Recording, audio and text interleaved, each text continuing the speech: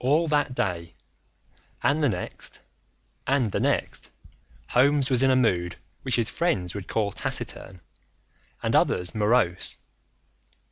He ran out and ran in, smoked incessantly, played snatches on his violin, sank into reveries, devoured sandwiches at irregular hours, and hardly answered the casual questions which I put to him. It was evident to me that things were not going well with him or his quest.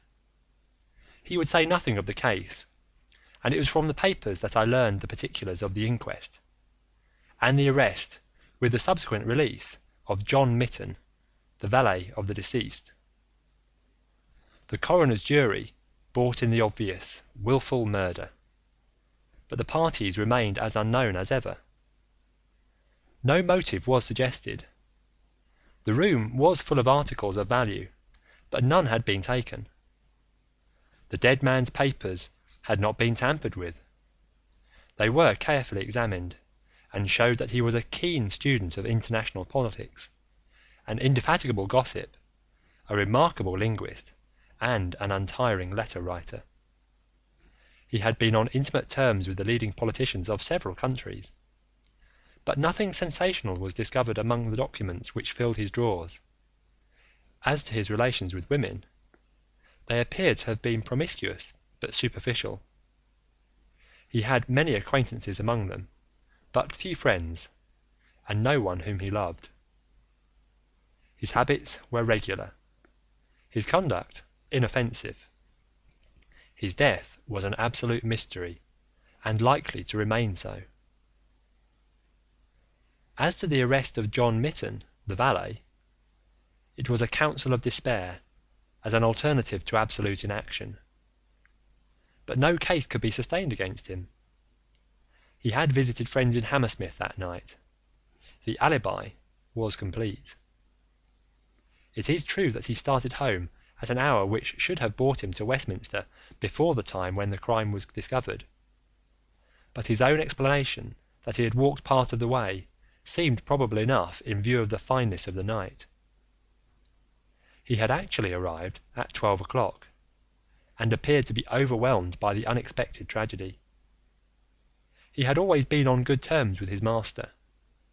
Several of the dead man's possessions, notably a small case of razors, had been found in the valet's boxes, but he explained that they had been presents from the deceased, and the housekeeper was able to corroborate the story. Mitten had been in Lucas's employment for 3 years. It was noticeable that Lucas did not take Mitten on the continent with him. Sometimes he visited Paris for 3 months on end, but Mitten was left in charge of the Godolphin Street house. As to the housekeeper, she had heard nothing on the night of the crime. If her master had a visitor, he had himself admitted him. So, for 3 mornings the mystery remained, so far as I could follow it in the papers. If Holmes knew more, he kept his own counsel, but, as he told me that Inspector Lestrade had taken him into his confidence in the case, I knew that he was in close touch with every development. Upon the 4th day there appeared a long telegram from Paris, which seemed to solve the whole question. "A discovery has just been made by the Parisian police," said the Daily Telegraph, "which raises the veil which hung round the tragic fate of Mr. Eduardo Lucas, who met his death by violence last Monday night at Godolphin Street, Westminster. Our readers will remember that the deceased gentleman was found stabbed in his room, and that some suspicion attached to his valet, but that the case broke down on an alibi. Yesterday, a lady, who has been known as Madame Henri Fournay, occupying a small villa in the Rue Austerlitz, was reported to the authorities by her servants as being insane. An examination showed she had indeed developed mania of a dangerous and permanent form. On inquiry, the police have discovered that Madame Henri Fournay only returned from a journey to London on Tuesday last, and there is evidence to connect her with the crime at Westminster.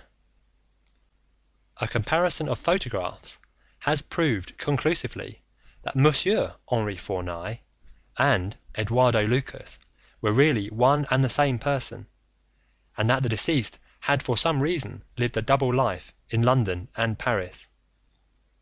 Madame Fournay, who is of Creole origin, is of an extremely excitable nature, and has suffered in the past from attacks of jealousy which have amounted to frenzy.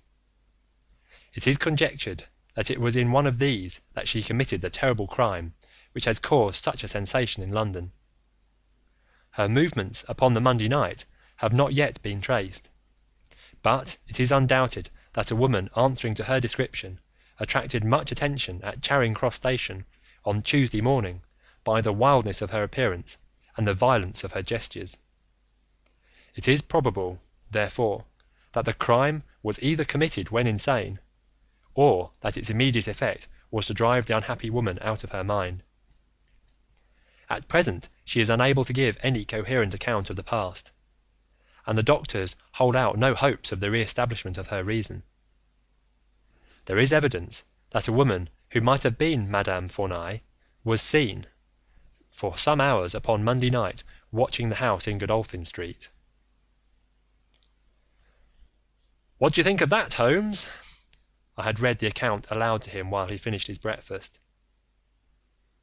"My dear Watson," said he, as he rose from the table and paced up and down the room, "you are most long-suffering, but if I have told you nothing in the last 3 days, it is because there is nothing to tell. Even now this report from Paris does not help us much. Surely it is final as regards the man's death?" "The man's death is a mere incident, a trivial episode, in comparison with our real task, which is to trace this document and save a European catastrophe. Only one important thing has happened in the last 3 days, and that is that nothing has happened. I get reports almost hourly from the government, and it is certain that nowhere in Europe is there any sign of trouble. Now, if this letter were loose... No, it can't be loose. But if it isn't loose, where can it be? Who has it? Why is it held back? That's the question that beats in my brain like a hammer.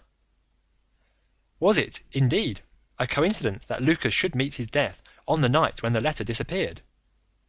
Did the letter ever reach him? If so, why is it not among his papers? Did this mad wife of his carry it off with her? If so, is it in her house in Paris? How could I search for it without the French police having their suspicions aroused? It is a case, my dear Watson, where the law is as dangerous to us as the criminals are. Every man's hand is against us, and yet the interests at stake are colossal. Should I bring it to a successful conclusion, it will certainly represent the crowning glory of my career. Ah, here is my latest from the front." He glanced hurriedly at the note which had been handed in. "Hullo! Lestrade seems to have observed something of interest. Put on your hat, Watson, and we will stroll down together to Westminster." It was my first visit to the scene of the crime. A high, dingy, narrow-chested house, prim, formal, and solid, like the century which gave it birth. Lestrade's bulldog features gazed out at us from the front window, and he greeted us warmly when a big constable had opened the door and let us in. The room into which we were shown was that in which the crime had been committed, but no trace of it now remained, save an ugly, irregular stain upon the carpet. This carpet was a small square drugget in the centre of the room, surrounded by a broad expanse of beautiful, old-fashioned wood flooring in square blocks, highly polished. Over the fireplace was a magnificent trophy of weapons, one of which had been used on that tragic night. In the window was a sumptuous writing desk, and every detail of the apartment, the pictures, the rugs, and the hangings, all pointed to a taste which was luxurious to the verge of effeminacy. "Seen the Paris news?" asked Lestrade. Holmes nodded. "Our French friends seem to have touched the spot this time. No doubt it's just as they say. She knocked on the door. Surprise visit, I guess, for he kept his life in watertight compartments. He let her in, couldn't keep her in the street. She told him how she had traced him, reproached him. One thing led to another, and then with that dagger so handy the end soon came. It wasn't all done in an instant though, for these chairs were all swept over yonder, and he had one in his hand as if he had tried to hold her off with it. We've got it all clear, as if we had seen it." Holmes raised his eyebrows. "And yet you have sent for me?" "Ah, yes. That's another matter. A mere trifle, but the sort of thing you take an interest in. Queer, you know, and what you might call freakish. It has nothing to do with the main fact. Can't have on the face of it." "What is it, then?" "Well, you know, after a crime of this sort we are very careful to keep things in their position. Nothing has been moved. Officer in charge here day and night. This morning, as the man was buried and the investigation over, so far as this room is concerned, we thought we could tidy up a bit. This carpet, you see, it is not fastened down, only just laid there. We had occasion to raise it, we found." "Yes, you found?" Holmes's face grew tense with anxiety. "Well, I'm sure you would never guess in 100 years what we did find.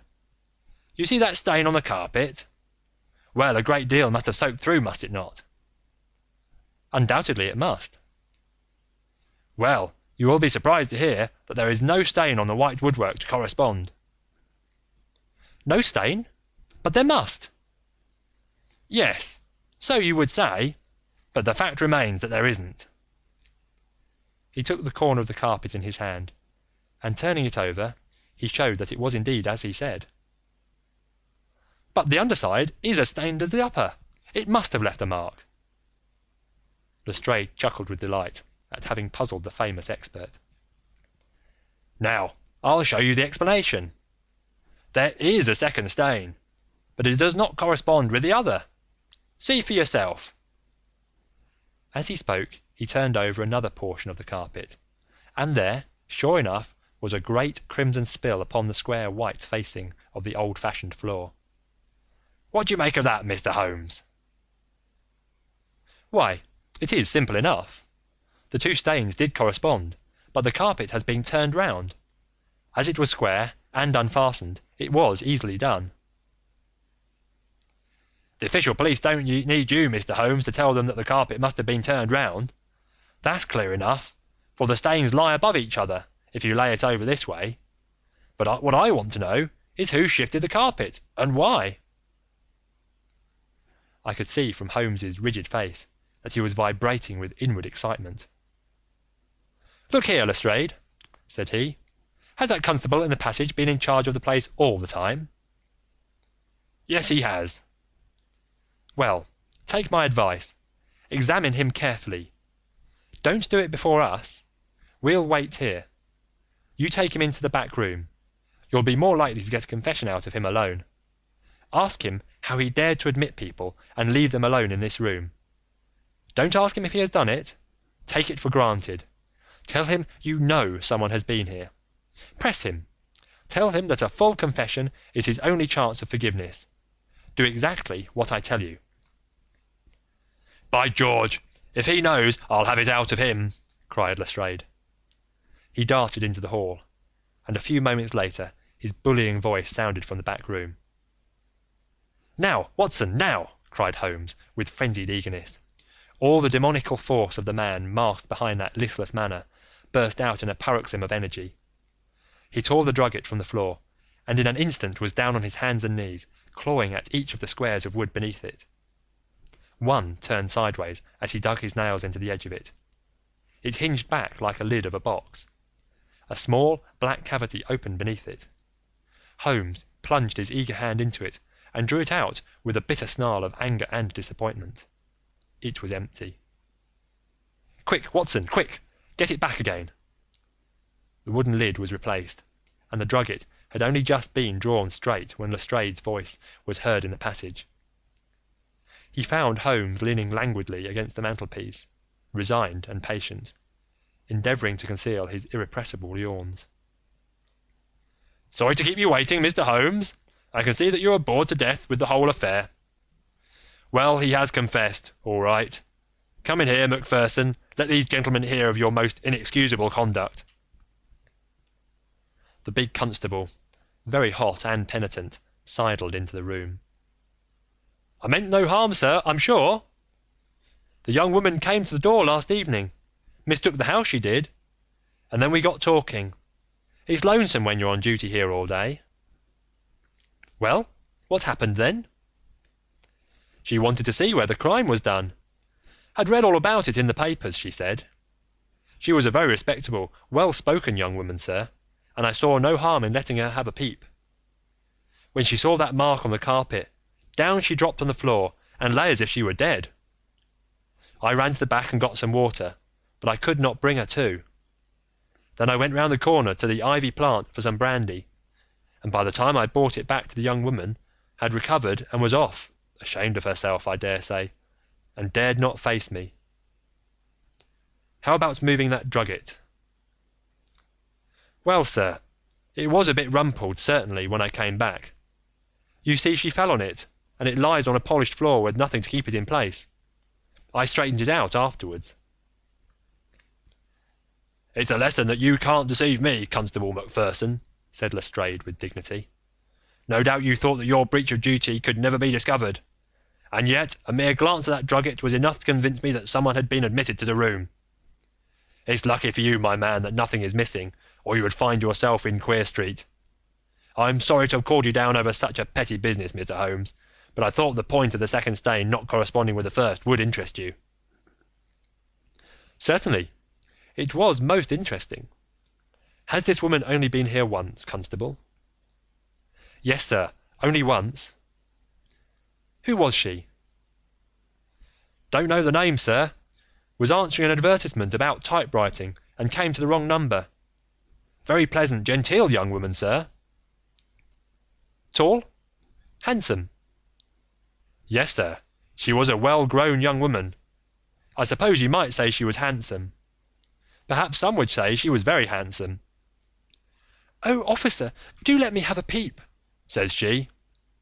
She had pretty, coaxing ways, as you might say, and I thought there was no harm in letting her just put her head through the door. How was she dressed? Quiet, sir, a long mantle down to her feet. What time was it? It was just growing dusk at the time. They were lighting the lamps as I came back with the brandy. Very good, said Holmes.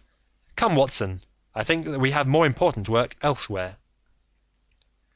As we left the house, Lestrade remained in the front room, while the repentant constable opened the door to let us out. Holmes turned on the step and held up something in his hand. The constable stared intently. Good Lord, sir, he cried with amazement on his face. Holmes put his finger on his lips, replaced his hand in his breast pocket, and burst out laughing as we turned down the street. Excellent, said he. Come, friend Watson, the curtain rings up for the last act. You will be relieved to hear that there will be no war, that the Right Honourable Trelawney Hope will suffer no setback in his brilliant career, that the indiscreet sovereign will receive no punishment for his indiscretion, that the Prime Minister will have no Europe on complication to deal with, and that with a little tact and management upon our part, nobody will be a penny the worse for what might have been a very ugly incident. My mind filled with admiration for this extraordinary man. You have solved it, I cried.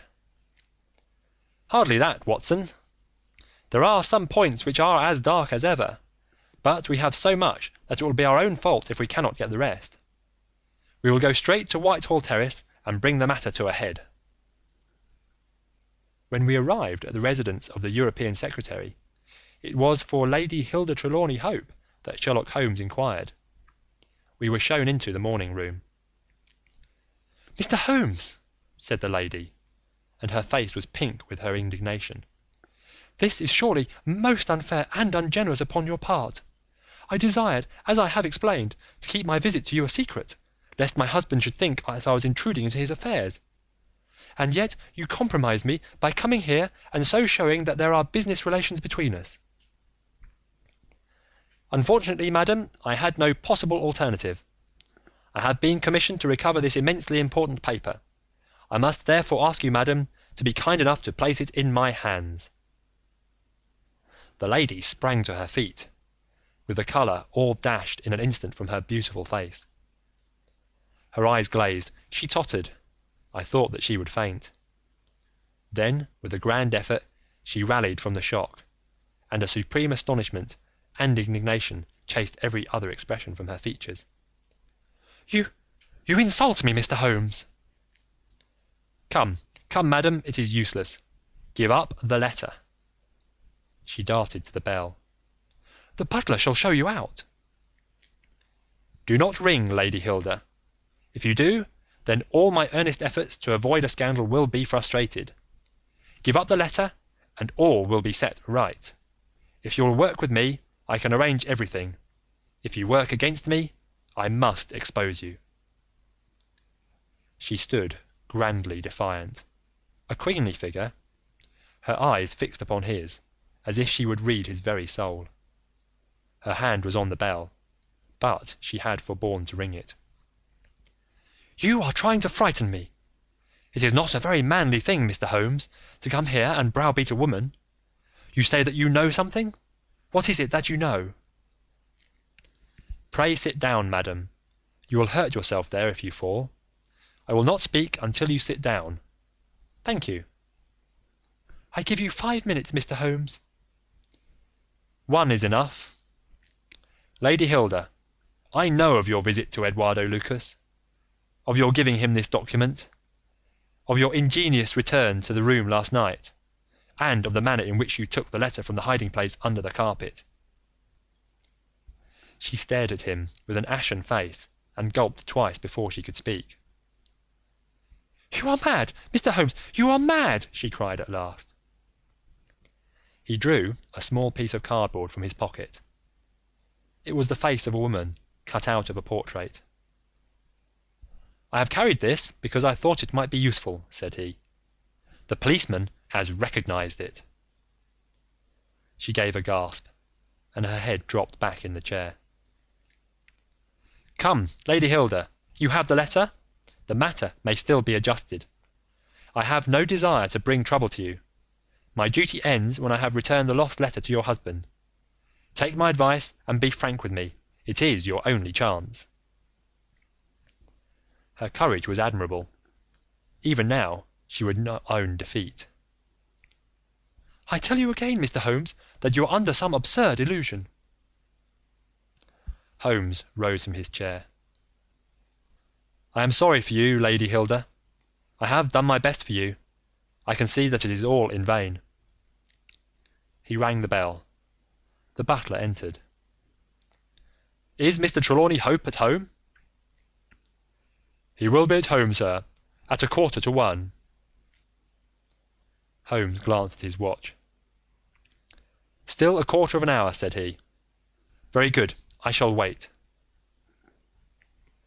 The butler had hardly closed the door behind him when Lady Hilda was down on her knees at Holmes's feet, her hands outstretched, her beautiful face upturned and wet with her tears. "Oh, spare me, Mr. Holmes, spare me!" she pleaded in a frenzy of supplication. "For heaven's sake, don't tell him. I love him so. I would not bring one shadow on his life, and this, I know, would break his noble heart." Holmes raised the lady. "I am thankful, madam, that you have come to your senses even at this last moment. There is not an instant to lose. Where is the letter?" She darted across to a writing desk, unlocked it, and drew out a long blue envelope. "Here it is, Mr. Holmes. Would to heaven I had never seen it." "How can we return it?" Holmes muttered. Quick, we must think of some way. Where is the dispatch box?" "Still in his bedroom." "What a stroke of luck! Quick, madam, bring it here." A moment later she had appeared with a red flat box in her hand. "How did you open it before? You have a duplicate key?" "Yes, of course you have. Open it." From out of her bosom Lady Hilda had drawn a small key. The box flew open. It was stuffed with papers. Holmes thrust the blue envelope deep down into the heart of them, between the leaves of some other document. The box was shut, locked, and returned to the bedroom. "Now we are ready for him," said Holmes. "We have still 10 minutes. I am going far to screen you, Lady Hilda. In return, you will spend the time in telling me frankly the real meaning of this extraordinary affair." "Mr. Holmes, I will tell you everything," cried the lady. "Oh, Mr. Holmes, I would cut off my right hand before I gave him a moment of sorrow. There is no woman in all London who loves her husband as I do. And yet, if he knew how I had acted, how I have been compelled to act, he would never forgive me, for his own honour stands so high that he could not forget or pardon a lapse in another. Help me, Mr. Holmes. My happiness, his happiness, our very lives are at stake." "Quick, madam, the time grows short." "It was a letter of mine, Mr. Holmes, an indiscreet letter written before my marriage, a foolish letter, a letter of an impulsive, loving girl. I meant no harm, and yet he would have thought it a criminal. Had he read that letter, his confidence would have been forever destroyed. It is years since I wrote it. I had thought that the whole matter was forgotten. Then at last I heard from this man, Lucas, that it had passed into his hands, and that he would lay it before my husband. I implored his mercy. He said that he would return my letter if I would bring him a certain document, which he described in my husband's dispatch box. He had some spy in the office who had told him of his existence. He assured me that no harm could come to my husband. Put yourself in my position, Mr. Holmes. What was I to do?" "Take your husband into your confidence." "I could not, Mr. Holmes, I could not. On the one side seemed certain ruin, on the other, terrible as it seemed to take my husband's paper, still in a matter of politics I could not understand the consequences, while in a matter of love and trust they were only too clear to me. I did it, Mr. Holmes. I took an impression of his key. This man, Lucas, furnished a duplicate. I opened his dispatch box, took the papers, and conveyed it to Godolphin Street." "What happened there, madam?" "I tapped at the door. As agreed, Lucas opened it. I followed him into his room, leaving the hall door ajar behind me, for I feared to be alone with the man. I remember that there was a woman outside as I entered. Our business was soon done. He had my letter on his desk. I handed him the document. He gave me the letter. At this instant there was a sound at the door. There were steps in the passage. Lucas quickly turned back the drugget, thrust the document into some hiding place there, and covered it over. What happened after that is like some fearful dream. I have a vision of a dark, frantic face, of a woman's voice, which screamed in French. My waiting is not in vain. At last I have found you with her. There was a savage struggle. I saw him with a chair in his hand. A knife gleamed in hers. I rushed from the horrible scene, ran from the house, and only next morning in the paper did I learn of the dreadful result. That night I was happy, for I had my letter, and I had not seen yet what the future would bring. It was the next morning that I realized that I had only exchanged one trouble for another. My husband's anguish at the loss of his paper went to my heart. I could hardly prevent myself from there and then kneeling down at his feet and telling him what I had done. But that again would mean a confession of the past. I came to you that morning in order to understand the full enormity of my offence. From the instant that I grasped it in my whole mind was turned to the one thought of getting back my husband's paper. It must still be where Lucas had placed it, for it was concealed before this dreadful woman entered the room. If it had not been for her coming, I should not have known where his hiding place was. How was I to get into the room? For 2 days I watched the place, but the door was never left open. Last night I made a last attempt. What I did and how I succeeded you have already learned. I brought the paper back with me, and thought of destroying it, since I could see no way of returning it without confessing my guilt to my husband. Heavens, I hear his step upon the stair!" The European secretary burst excitedly into the room. "Any news, Mr. Holmes? Any news?" he cried. "I have some hopes." "Ah, thank heaven!" His face became radiant. "The Prime Minister is lunching with me. May he share your hopes? He has nerves of steel, and yet I know that he has hardly slept since this terrible event. Jacobs, will you ask the Prime Minister to come up? As to you, dear, I fear that this is a matter of politics. We will join you in a few minutes in the dining room." The Prime Minister's manner was subdued, but I could see by the gleam of his eyes and the twitchings of his bony hands that he shared the excitement of his young colleague. "I understand that you have something to report, Mr. Holmes." "Purely negative as yet," my friend answered. "I have inquired at every point where it might be, and I am sure that there is no danger to be apprehended." "But that is not enough, Mr. Holmes. We cannot live forever on such a volcano. We must have something definite." "I am in hopes of getting it. That is why I am here.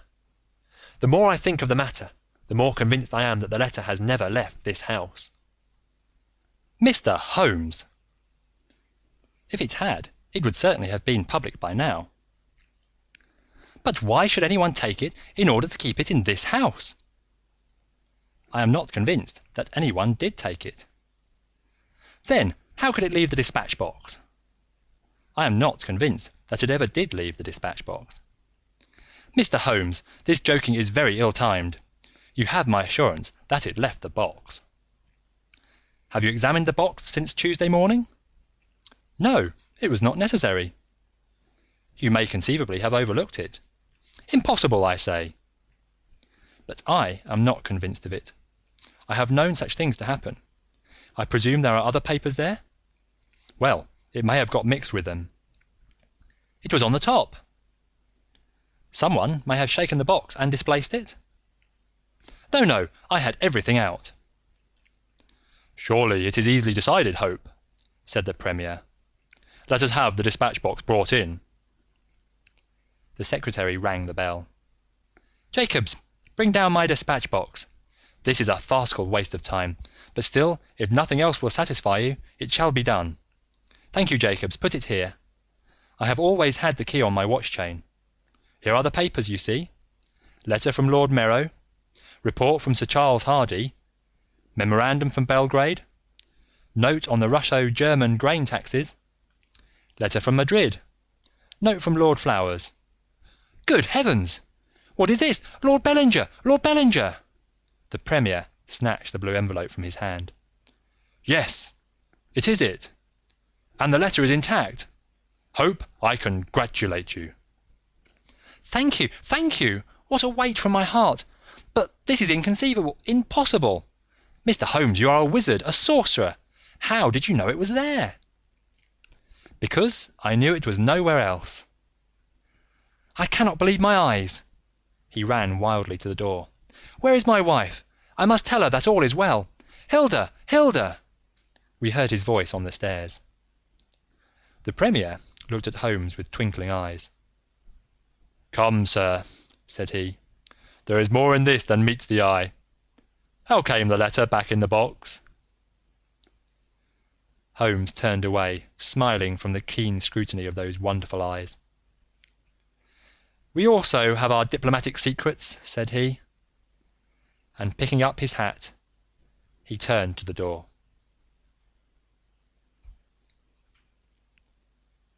End of The Adventure of the Second Stain, Part 2, and End of The Return of Sherlock Holmes by Sir Arthur Conan Doyle.